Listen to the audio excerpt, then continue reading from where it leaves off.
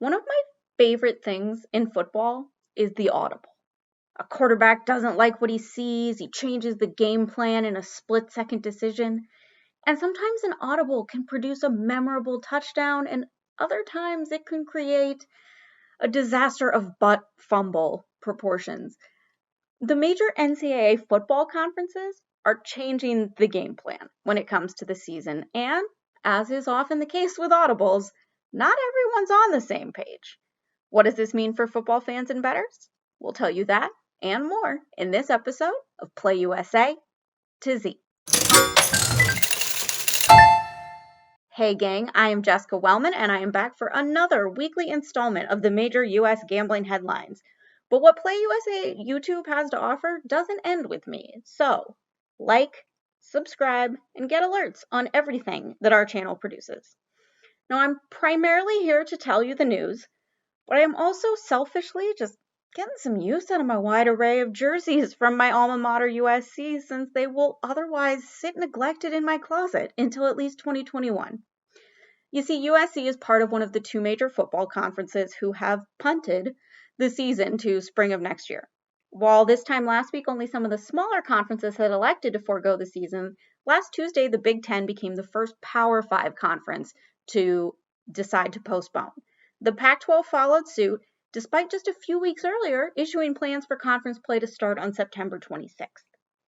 Representatives from both conferences said they were presented with medical information regarding playing through the coronavirus pandemic, and the risk simply outweighed the reward for them when it came to protecting players and staff. Okay, so the word on social media is that the big concern is not so much the virus itself, but the condition that it can leave players in after it subsides. Without much clarity about the long-term effects of the virus, such as the impact it could have on your heart, there are too many uncertainties for the Big Ten and Pac-12 to move forward. Meanwhile, though, the Big 12, the SEC, and the ACC are continuing to chug ahead with original plans to play the season with limited to no spectators. Representatives from these conferences have said their medical advisors have presented them with info that gives them the assurance they need to move forward with gameplay. However, the NCAA officially announced that it does not agree with them based on advice from its medical advisors. The SEC, though, is more than comfortable with its current approach, which does include testing players twice a week and even potentially adding a third one into the rotation. They're so comfortable that on Monday, the conference very loudly announced its 10-game schedule that begins on September 26th. The Big 12 is taking things a step further. They'll start 2 weeks earlier on September 12th and might even be playing non-conference opponents that week. The 12th is also when the ACC plans to start its season. So sure, us fans are impacted by this, but the financial impact of the lack of college football betting is going to hurt casinos a lot more than our boredom on Saturdays is going to hurt us. Listen, much like the opinions on how to handle the season vary wildly, so too do the opinions on how much limited college football is going to hurt the sports betting industry. For example, some point to the influx of handle from betting on the NBA and NHL this month as a way to make up the loss. Of course, then that discounts the months where we were supposed to have those playoffs, and instead we were all betting on Belarusian soccer. So, something to keep in mind is that really different states are going to feel the football pain differently. In Nevada, we don't have exact data, but the industry consensus is the split on football betting is like 60-40 NFL to college.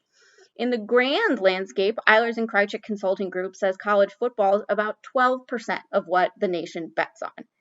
Now, the fact that the SEC, the arguably best conference, is still playing is going to generate action in Vegas, but that may not hold true in regional markets. Take Iowa. Back in July, when conferences said they were moving to conference-only play, that threw many in-state rivalries off the board. One game of that was Iowa and Iowa State.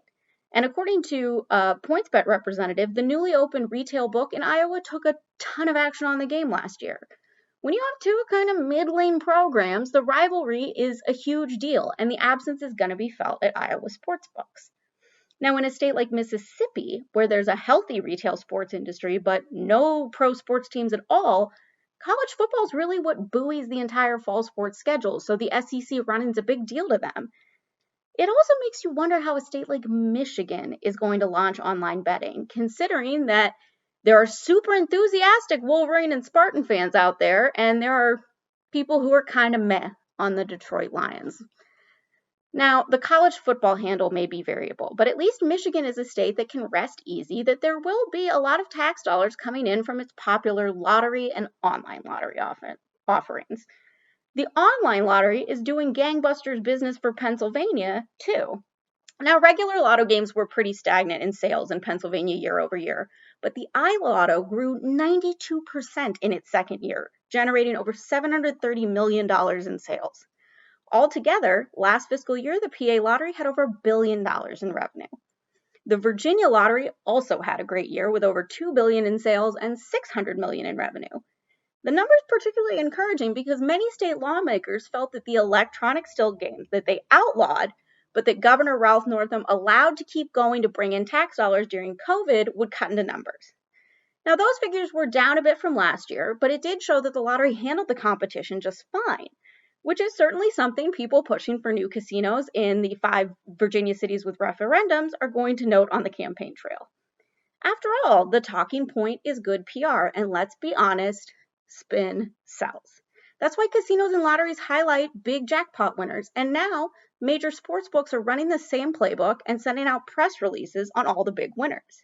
The latest gambler du jour is a Better Bet Rivers, Illinois simply calls the Morikawa player. The name comes from the bettor's tendency to back golfer Collin Morikawa, who recently won the PGA Championship. Before that, though, the bettor's backing of Morikawa at the Workday Charity Open netted him $1 million in wins across a few different bets. Then, during the PGA Championship, he picked up another $300,000 off of Morikawa bet, and most recently, he followed that up with 4 parlay wins that collectively provided another 7-figure payday. It sounds amazing, but that's the problem. Yes, it sounds amazing, but what the press release doesn't note is some of the important things you should think about this. You hear about the wins, but you have no idea how much this guy has lost, and given the sheer volume of bets he seems to be putting in, that number's probably not insubstantial. So what could be $2.5 million in wins might only be $500,000 in profit across the past month for this guy. Additionally, you want to know how to win 7 figures? It isn't by betting $20 on something. Each of those parlays he won probably involved at least $25,000 wagered. So the payouts sound big, but when you think about them in relationship to the bet amount, they're really not that fantastic. It would be like betting 4 $25 parlays and winning $1,000, which, while fun for you, not really newsworthy. Okay, I owe it to you guys to explain that in general, parlay odds aren't great. You can take a small amount and you can get a big payday, but the odds the books offer you are almost never the true odds of the legs of all your parlay hitting. That's not to say you should never bet parlays. If you want to drop $5 on one for fun and entertainment, go for it.